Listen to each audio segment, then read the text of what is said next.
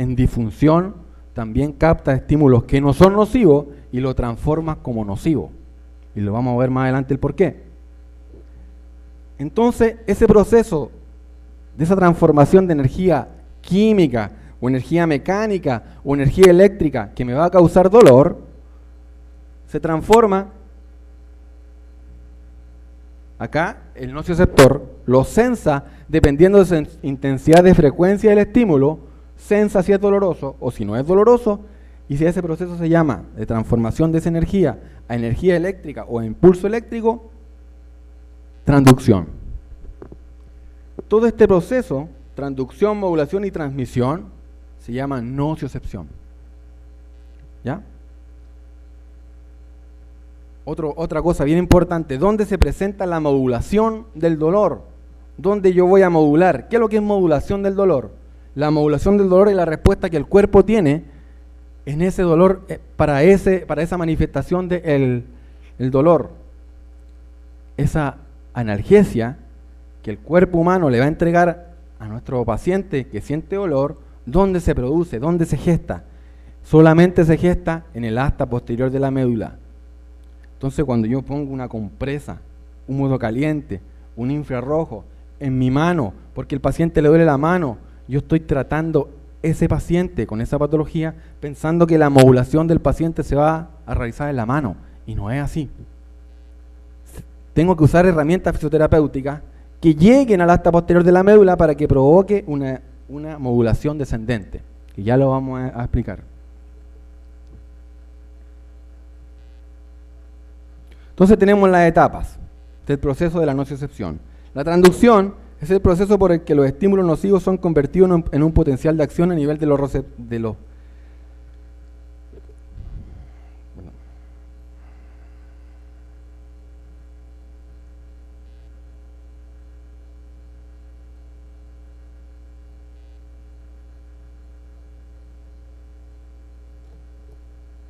¿Cómo el nocioceptor identifica un estímulo nocivo de otro no nocivo? El nocioceptor llega al cuerpo humano y el nocioceptor es capaz de decodificar según la intensidad de frecuencia que tenga ese estímulo y lo discrimina. Nocivo, no nocivo. En condiciones normales. En condiciones normales. El nocioceptor dice, este estímulo es nocivo, sí, pase por acá. Este no es nocivo, no. Váyase usted, es tacto nomás, o es un roce. ¿Ya? Usted es nocivo, sí. Transforma en energía eléctrica, dolor. La transmisión, proceso por el que el potencial de acción que provoca el nocioceptor se propaga de manera centrípeta y ascendente a través de las vías del sistema nervioso periférico y en el sistema nervioso central. Este es un proceso dinámico, no es que se produzca transducción, transmisión, va constantemente sucediendo. Entonces, ¿qué pasa con eso? Que la transmisión, como muchas veces se piensa, llega hasta la médula y listo. Se produce la transmisión hasta el cerebro. Al tálamo, se subdivide en el tálamo a más de 24 zonas, y cada una de esas zonas le va a dar una manifestación, un valor a mi dolor. La modulación es el proceso por el que la transmisión es atenuada en distintos niveles. ¿Y dónde llega? A la lámina de Rexed, dependiendo del nivel y del impulso que llegue, va a ser a qué parte de la lámina de Rexed llegue, y este me va a dar la manifestación de la modulación. Y la percepción, que para mí es lo más importante, es el proceso final por el que la transducción, la transmisión y la modulación interactúan con la psicología del paciente para crear la experiencia emocional y como tal es efectiva que se percibe como dolor. O sea, arriba, en el cerebro, del tálamo hacia arriba, es donde se manifiesta el dolor. Recién es donde el dolor se manifiesta. Antes no. Antes es una transmisión fisiológica de impulsos nerviosos. Nada más que eso. Entonces, yo invité a un colega aquí para que le hiciera una pregunta a ustedes. Entonces, le hago una pregunta a ustedes y espero que me respondan. ¿La nociocepción y el dolor son sinónimos? Que levante la mano los que dicen sí, son sinónimos. Que levante la mano los que dicen no, no son sinónimos. Ganó blanco. En esta votación ganó blanco. Que levante la mano los de la casa, los que nos están viendo por Renata, también participan ellos, que son sinónimos, y también los que no. No tengan miedo en participar. Las ponencias que voy a hacer yo van a ser bien dinámicas. Vamos a hacer la pregunta de nuevo, voy a hacer como que no he visto nada. Que me levante la mano los que dicen que nociocepción y dolor son sinónimos, sin miedo, sin pena, como dicen aquí en Colombia. 1. 2. Ahora los que dicen que no son sinónimos. Harta gente dice que no son sinónimos. Y los que dicen no sé. La mayoría dice no sé. Bueno, les dejo, esa es parte del trabajo independiente que ustedes tienen que hacer en esta ponencia. El dolor es un procesamiento a nivel central y es la manifestación de este proceso fisiológico. Nada más que eso. Entonces, nociocepción es un proceso fisiológico. Dolor es la manifestación que cada uno de los pacientes nos entregan a nosotros. Si yo pongo 50 pacientes de acá y a todos les pego en la cabeza con el mismo martillo del Chapulín Colorado, a todos les va a doler distinto, siendo que la potencia va a ser la misma. Porque ese dolor va a ser su manifestación personal. Entonces, la parte final de la nociocepción yo la puedo categorizar como dolor. Todo lo demás es un proceso neurofisiológico. ¿Ya? Entonces acá tenemos otra pregunta, y tal cual no va a ser la misma pregunta. ¿Conocen ustedes la gate control? ¿Cierto? ¿O no? La teoría de compuerta. ¿Sí? En español, en español.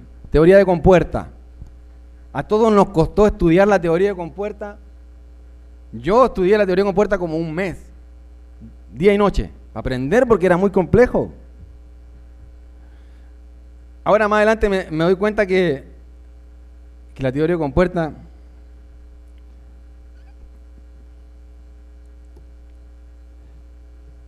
que perdí casi un mes estudiando la teoría de compuerta.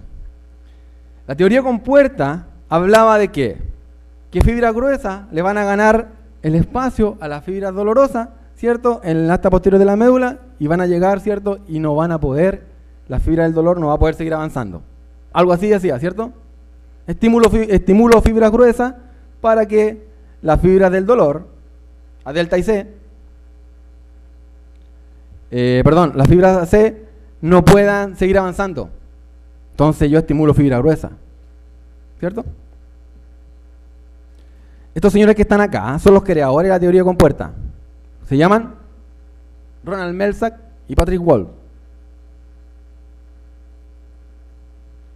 Ellos crearon la teoría de compuerta. 2 años después que la crearon, se retractaron. Y no dijeron, no, está todo malo. Hicieron algunas modificaciones. Ronald Melzack es psicólogo y Patrick Wolf es neurofisiólogo.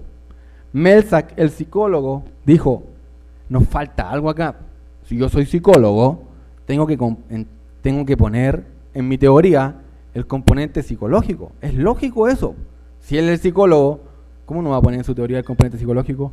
Y la teoría de compuerta que nos enseñan a nosotros no tiene un componente psicológico, tiene un componente mecánico. Estimulo esta fibra para poder ganar en la puerta a la otra fibra. Entonces, 2 años después, ellos hicieron la misma teoría, pero la cambiaron un poquito. Y le dieron esa noción, o esa visión, de que el dolor es un procesamiento a nivel central, es una percepción personal. Pero no llegó a Sudamérica porque mis profesores en la universidad no me lo dijeron así.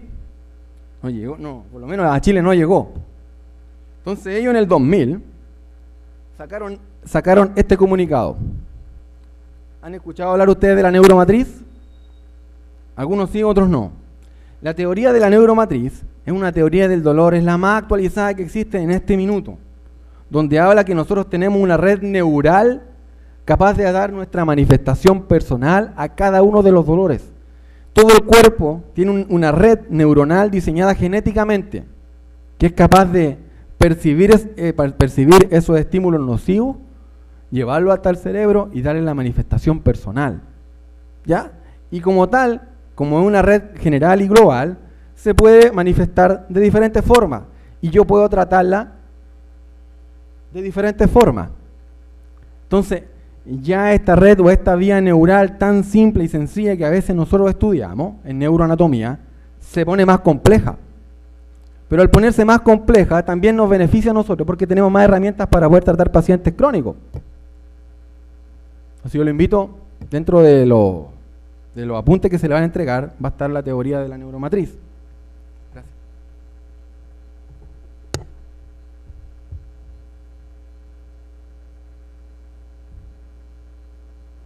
¿Se entendió la diferencia entre la gate control y la teoría de neuromatriz? No tiene nada que ver con la película Matrix, pero es porque es una red neuronal.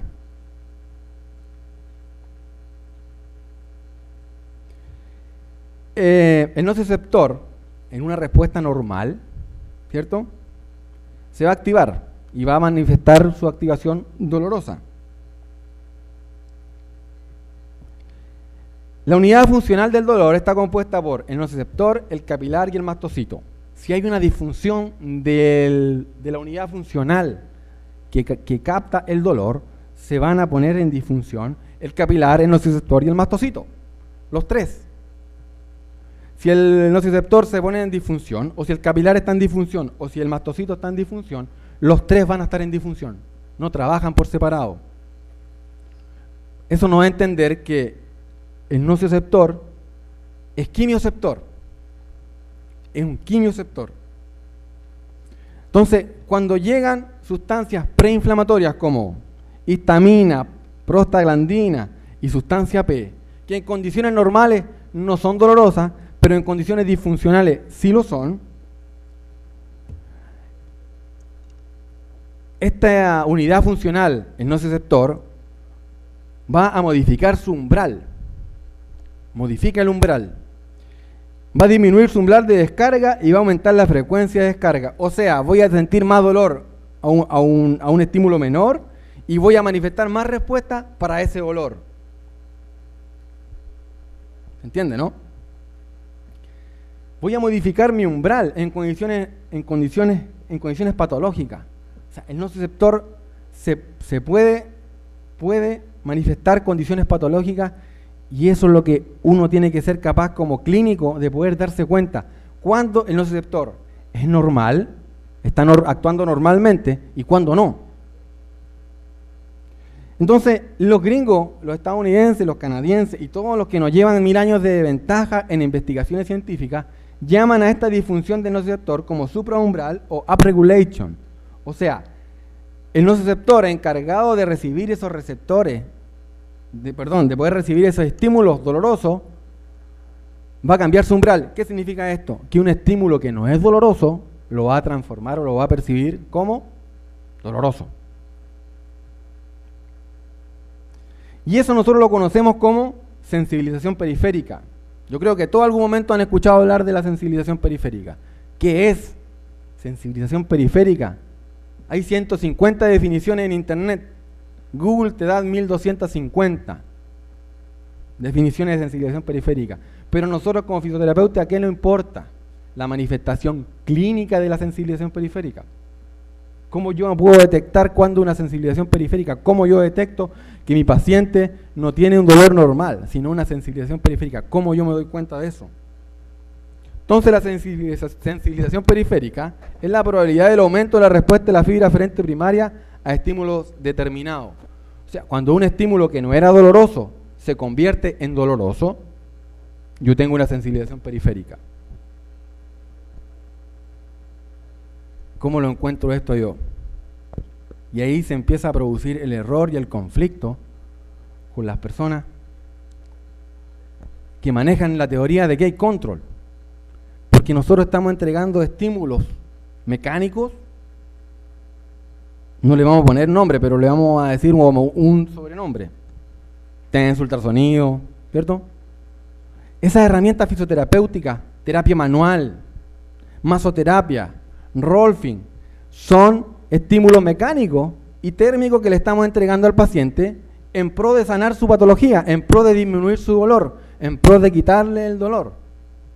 Pero si aquí me están diciendo que cuando hay un proceso de upregulation se convierte en sensibilización periférica, estos estímulos que no eran nocivos se convierten en nocivos, ¿qué está pasando ahí? ¿Qué pasa con ese paciente? Y este es el ejemplo más clásico que yo siempre pongo.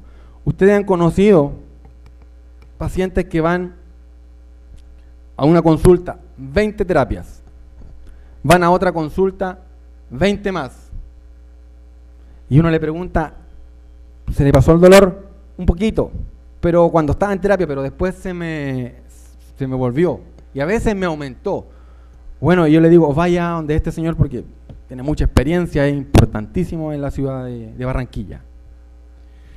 150 terapias, ¿se le pasó? No, no se le pasó. ¿Cómo lo categoriza uno? ¿Es un paciente chicharrón? ¿Chicharrón o no? Uno le dice, no, este paciente o está fingiendo, o quiere que la EPS le pague, o que la ERP le pague, o este es un mentiroso, o un hipocondriaco, o lo mando al psicólogo, porque a lo mejor el dolor que está sintiendo es un dolor psicológico, psicógeno, o lo que hace el médico, fibromialgia. Simplemente no, fibromialgia. O síndrome de dolor regional complejo. ¿Listo? O vaya al psiquiatra. ¿Y qué pasa con ese paciente? Va a todos lados, pero nadie le soluciona el problema. ¿Y cuál es la explicación más lógica de esto? Que su nociceptor puede que esté disfuncional. Y la herramienta fisioterapéutica que yo estoy usando como profesional le están causando y están perpetuando ese daño. Porque ese nociceptor está disfuncional. Y la herramienta que yo estoy usando, que puede ser una terapia manual, que es un estímulo mecánico, un masaje, que es un estímulo mecánico, un TENS, un ultrasonido para el calor, que le da calor, infrarrojo, son estímulos mecánico y térmico que el nociceptor lo está transformando como estímulo doloroso. Y eso es lo que yo tengo que darme cuenta cuando el paciente en mi evaluación va a tener un sistema nociceptor o nociceptivo normal o disfuncional. Gracias. Me dice aquí, apúrate. Nos vamos a apurar un poquito porque este tema yo me demoro, pero mucho. Entonces, ¿por qué? Que me gusta mucho esto. Me gusta. Cuando pongo en medicina no hay problema porque los médicos fascinados ahí del dolor y después termino con ultrasonido, máquina y no. Me desconcentró Angélica. Entonces, ¿por qué se produce esto? Porque hay una facilitación de los canales iónicos. Hay un aumento de la entrada de sodio y potasio a la célula. ¿Qué pasa cuando hay un aumento de entrada y sodio a la célula? Los bacteriólogos que están acá. Se produce una despolarización de membrana. Al despolarizar la membrana, se produce el impulso nervioso. Entonces, voy a tener facilitado este canal para que el nociceptor, aparte de estar disfuncional, tenga vía libre para que mande dolor, dolor, dolor, dolor. ¿Ya? Y como podemos ver acá,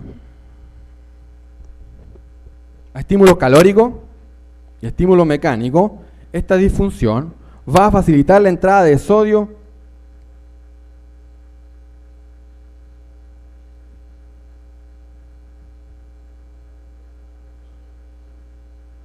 y calcio a la célula.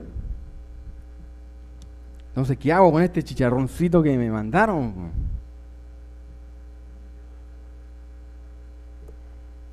Entonces, ¿cómo yo evalúo clínicamente a un paciente de estos? ¿Cómo yo me doy cuenta de ello? ¿Cómo me doy cuenta que el paciente tengo que aplicar herramientas fisioterapéuticas convencionales o tengo que hacer algo más? O otra cosa. Y eso me lo da la evaluación clínica que yo le doy al paciente. Este video este dibujo es colaborado también por el grupo de investigación y la artista que tenemos en el grupo de investigación. Entonces, tenemos 3 fases de dolor. Fernando Cerveró evaluó el dolor 3 fases. Él dice el dolor es un abanico inmenso de posibilidades de que un paciente tenga dolor, pero lo vamos a clasificar en 3 partes. Un dolor normal, lo que yo llamo un dolor nociceptivo, dolor normal, que el dolor que si yo pincho el dedo, le duele al paciente, dependiendo de la magnitud que el daño que tenga en esa región que fue alterada. Si me pego con un martillo, el dolor que va a tener el paciente va a ser de acuerdo a la magnitud que yo me golpeé con el martillo.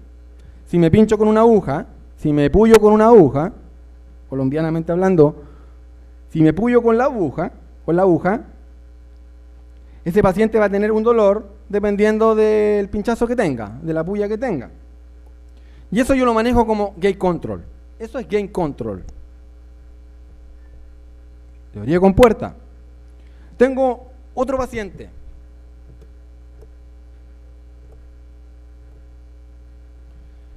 Un dolor tipo 2, una fase 2, donde el paciente, yo al momento del paciente me dice tengo dolor, tengo un síndrome del túnel carpiano, poner un ejemplo. Le doy la mano y el paciente le duele como si yo le hubiese aplastado con una tractomula. Y yo le miro la mano y el paciente en su mano no tiene nada. Le pido su radiografía, no hay fractura, no hay nada. Yo le digo, ¿por qué a usted le duele tanto si yo no le apreté tan fuerte la mano? No sé, doctor, pero me duele mucho. Ese dolor que el paciente está sintiendo ya no es normal, ya no es un dolor nociceptivo. No es un dolor que se condice con el daño que él tiene en su mano.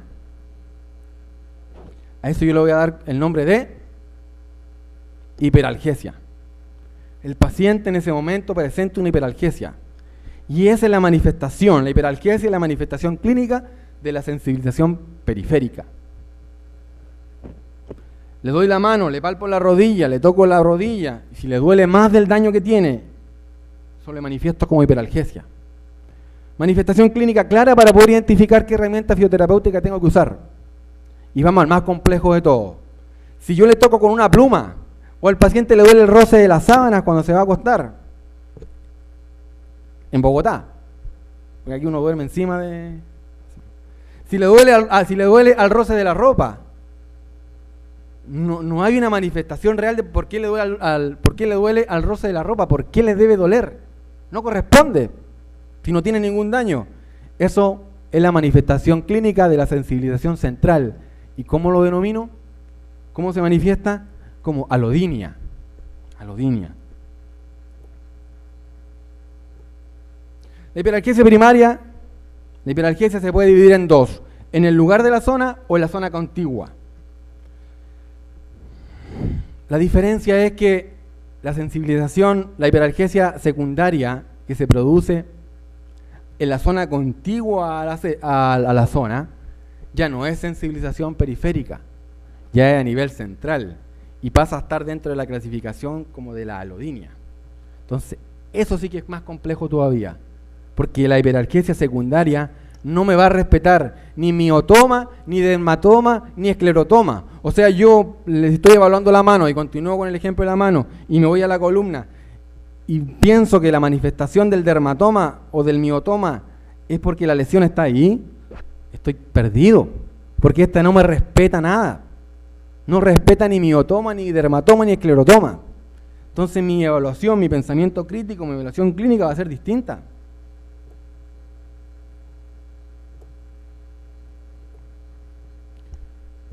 Entonces eso ya lo habíamos visto. Y esto es lo interesante, porque la respuesta clínica de la hiperalgesia primaria se produce una disfunción de los receptores A delta y C. Y esos receptores A delta y C se van a comportar que ese estímulo mecánico y térmico que yo le voy a entregar al paciente, lo van a transformar como estímulo doloroso. Entonces, si tengo un paciente con una hiperalgesia primaria y va a mi consultorio y yo le digo, ¿le duele mucho? Sí, me duele demasiado la rodilla. Le voy a poner un poquito de calor. Y si yo me doy cuenta que la hiperalgesia primaria, estos estímulos mecánico y térmico se van a transformar en dolor, ¿qué le voy a causar al paciente? ¿Ah? Más dolor. Y esos pacientes que yo le causé más dolor, no creo que nadie le haya tocado a un paciente que uno dice, no, es que es normal en la terapia que usted al principio tenga más dolor, ¿o no? Siempre y todos hemos cometido esos errores.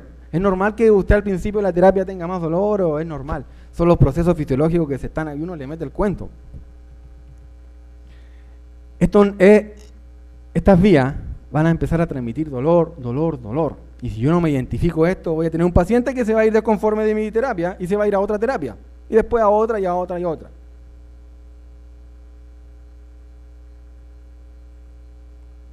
Hasta que llegue a las terapias alternativas que le van a poner su imán y cosas raras.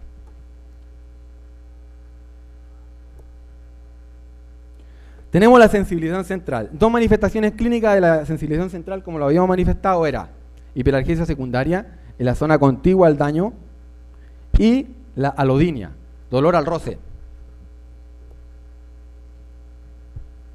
Entonces acá van a estar estimulados los receptores AMPA y NMDA. ¿Ya? Va a haber un cambio en las propiedades del asta posterior de las médulas, caracterizado por aumento en la excitabilidad neuronal y disminución de la modulación descendente. Si la modulación descendente es la encargada de entregar esa analgesia del cuerpo humano y va a estar alterada, voy a tener un paciente que va a tener más dolor y va a tener una menos respuesta a ese dolor. O sea, voy a tener un paciente con mucho más dolor y no voy a tener ningún mecanismo del cuerpo humano que lo esté ayudando a corregir ese dolor. Grave paciente con hiperalgesia. Y si le pongo TENS y en el sitio de la lesión, más dolor va a tener. Y va al médico y le dice, no, que usted tiene, yo le toco aquí y le duele, le toco acá, va a tener una fibromialgia.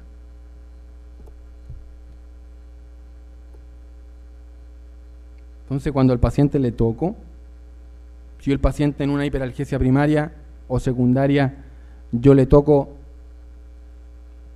en una alodinia, si el paciente manifiesta que le duele su mano o su rodilla, y yo le toco su rodilla, ¿dónde va a estar el problema del paciente? ¿En su rodilla contralateral, en su médula, dónde?